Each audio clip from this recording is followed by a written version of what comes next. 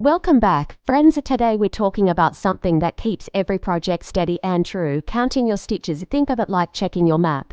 It doesn't have to be stressful. It's simply a gentle way to make sure your crochet is growing exactly the way you want it to. Let's begin with the basics. Every stitch has a little V on top. That's its footprint, its tiny signature.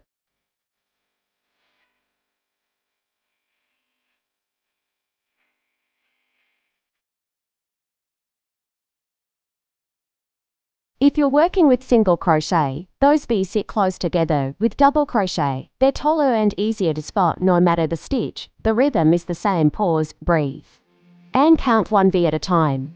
Now let's talk about rows. Each time you turn your work and begin again, you create a new layer in your fabric like pages in a story. You can count rows by looking at the little horizontal lines or ridges that stack up as you go. Some crochets mark each row as they finish it, others simply count the ridges when they're done. There's no raw way, only the way that keeps you calm and confident. And then there are stitch markers, tiny helpers that keep your place when your mind wanders or your project grows large. Clip one into the first stitch of a row, or the last, or anywhere you need a reminder.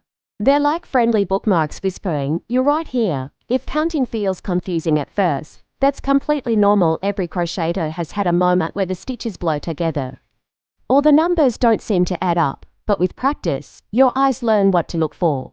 Your hands learn the rhythm, and soon, counting becomes a quiet, steady habit, something that supports you rather than slows you down. So take your time. Let counting be a moment of clarity, not pressure. With each stitch you recognize and each row you track, your confidence grows. You're learning the language of your own hands, one V at a time. You're doing beautifully, and your project is right on course.